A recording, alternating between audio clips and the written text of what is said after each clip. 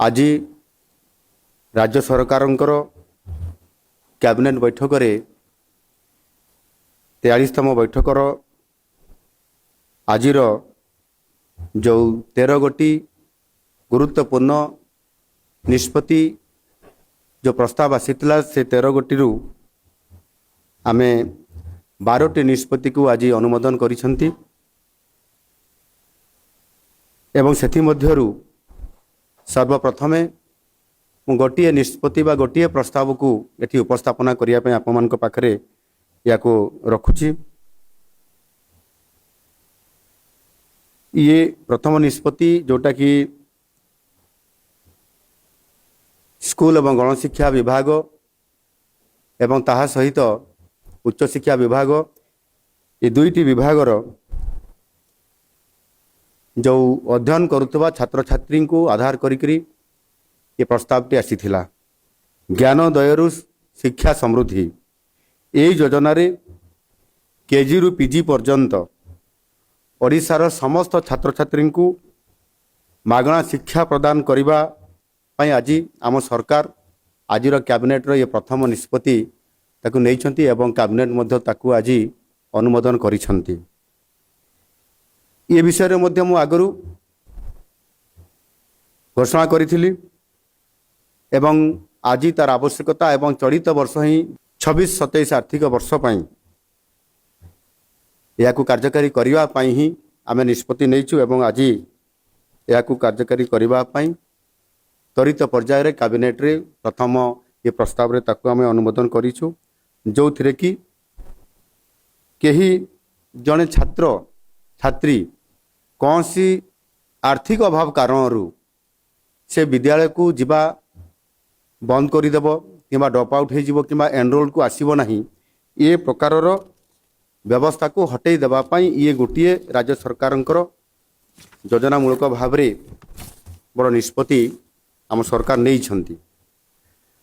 ता सहित राज्यर छात्र छात्री मानकर पई किभली भाव में गुणात्मक शिक्षा सहित अधिक सहज लभ्य समानता भित्तिक एवं सुलभ करिवा पई ये एक ऐतिहासिक पदक्षेप आम सरकार या यही योजना अधीन रे विद्यालय एवं गणशिक्षा विभाग एवं उच्च शिक्षा विभाग अधीनस्थ समस्त सरकारी एवं सरकारी अनुदान प्राप्त अनुष्ठान गुड़िकरे थिबा नियमित एवं रेगुलर पाठ्यक्रम रे नाम लेखाउथिबा योग्य छात्र छात्री माननकु संपूर्ण भाव में नाम लेखा फी तांकु छाड़ करा जिवो। चलित वर्ष 2026-27 ये शिक्षा वर्ष रु यह कार्यकारी हेबो। ये योजना रे सरकारी एवं सरकारी अनुदान प्राप्त विद्यालय गुड़िकरे नवम श्रेणी रु द्वादश श्रेणी रे पढ़ुवा छात्र छात्री मानकर समेत राज्यर सरकारी विश्वविद्यालय सरकारी कॉलेज एवं सरकारी अनुदान प्राप्त कॉलेज गुड़िकरे नियमित भावे स्नातक एवं स्नातकोत्तर पाठ्यक्रम करुवा छात्र छात्री माने इथिरे सेमाननको अंतर्भुक्त मध्य करा जिवो। ओडिशा रे किंडर गार्टेन बा केजी रु अष्टम श्रेणी पर्यंत शिक्षा पूर्वरु ये देयमुक्त थिबारु यही पदक्षेप राज्य सरकारଙ୍କର केजी रु पीजी पर्यंत मागणा शिक्षा प्रदानर ये स्वप्न को निश्चित भाव रे साकार करिवो। आर्थिक अभाव अनटन जोगु कौन भी छात्र छात्री शिक्षार वंचित न हुंतु एवं निश्चित भाव में से तांकर जो परिवार जो योजना रही पिलांको पाई स्वप्न रखिछंती ताहा निश्चित भाव में आर्थिक दुर्बलता कारण पिलाटी ड्रप आउट हो कि एनरोल रे आसी न पारु आ वंचित हम यह दूर करने सरकार आर्थिक बोझ को संपूर्ण भाव में ह्रास करी तांकर नाम लेखा को वृद्धि करवा अर्थात एनरोल उपस्थापन वृद्धि हेब एवं जो पिला माने मझिरे ड्रप आउट हो जाउथिले अर्थात पाठपढ़ा अधारू छाड़ी देउथिले जो ताकू किभली भाव में ह्रास करा जिवो सेथिपाई समाने ड्रप आउट भी एथिरे कमी जिवो एवं समाने एनरोल रे भी तांकर संख्या वृद्धि पाइबो एवं ताहा सहित समाने उच्च शिक्षा जेतेबेले पाठ पढ़िबे तांकर कौन सी प्रकार बाधा सृष्टि हेबनी ताकू आखि आगे रखिक ये कार्यक्रम को सरकार नौछंती। एनु निश्चित भाव में एथिरे आमे आउ गोटे दिग को एथिरे ताकू कहया पई चाहे जे जो माने एथिरे सेल्फ फाइनेंसिंग पाठ्यक्रम किंबा अनुष्ठान बेसरकारी अनुष्ठान पीपीपी मोड रे अनुष्ठान बा पाठ्यक्रम एवं जोटा वृत्तिगत प्रोफेशनल एवं वैषयिक कार्यक्रम गुड़ी को यही योजनार परिसरभुक्त इथिरे करा जाय नाही। शिक्षा को सार्वजनिक करबा पई बहु वर्ष धरी आमर जो उद्यम जारी रही ताकू साकार करबा दिगरे यही योजना एक फलप्रद भूमिका निश्चित भाव में काम करिवो।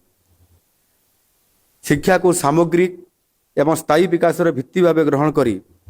ओडिशा कैबिनेट यही योजना कार्यकारी करबा पई प्रथम आर्थिक वर्ष रे 895 कोटी 57 लाख टंका एवं यही आधार रे आगामी 5 वर्ष पर्यंत इथिरे व्यवस्था करा जिवो एवं 5 वर्ष पई 5467 कोटी 55 लाख टंकार अनुमानिक व्यय अटकल को एथिरे आजिर ए कैबिनेट अनुमोदन करिसंती। शिक्षा क्षेत्र में राज्य सरकार द्वारा बृहत्तम पुंजीनिवेश मध्यरु यह अन्यतम। यह द्वारा प्रतिवर्ष प्राय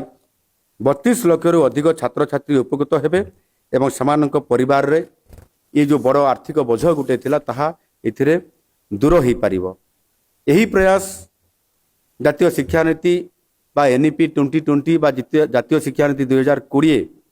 एवं ओडिशा विजन 2036 एवं ओडिशा विजन 2047 रो उद्देश्य को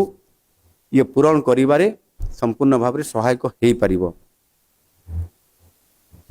ज्ञानोदय शिक्षार समृद्धि केवल एक फी छाड़ कार्यक्रम ये नुह। आर्थिक